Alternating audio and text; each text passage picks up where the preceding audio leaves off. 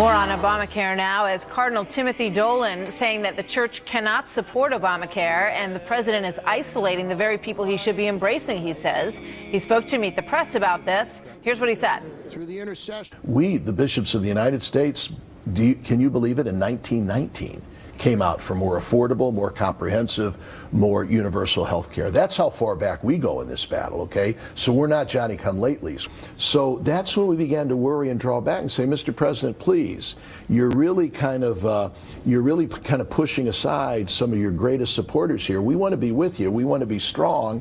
And if you keep doing this, we're not going to be able to be one of your cheerleaders.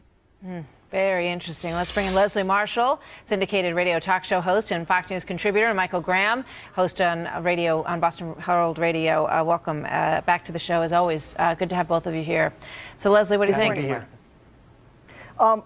Quite frankly, it comes down to the Catholic Church, in my opinion, caring more about contraception than their parishioners and the rest of Americans. This is not an issue where somebody is working at the Catholic Church. This is an issue of a private company that is Christian-owned, in this case a Catholic Christian. My concern here, Martha, is the slippery slope. Our First Amendment is clear about freedom of religion, and I believe that freedom of religion extends to the employees of corporations in the private sector. There are numerous Catholics that use birth control, although that's against their religion, as well as do many other things against their religion. So I think it comes down to, does the Catholic Church care more about healing the sick, which the Bible is very clear about, or preventing the use of birth control pills? It seems to me, I mean, all they're asking is for an exemption and for some tolerance of their religious beliefs. So if a company is owned by someone who doesn't believe that that is ethical, that they should be able to offer a plan that is accepted under Obamacare, but that is exempted, that exempts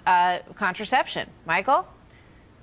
Well, you know, it's funny that 2008, when President Obama was running for office, he never mentioned a problem with the long-standing 200-year-plus tradition of Catholics and other religious people using the insurance system to value their values and value the employees at the same time. 2009 didn't have a problem with it. Suddenly, in 2010, it cannot stand. It's a sign that Catholics don't love people. That's just absolute nonsense. This is the problem of Obamacare, that has this one-size-fits-all model that forces people into these problems. These problems literally didn't exist until Obamacare was passed. Yeah, I mean, Leslie, why?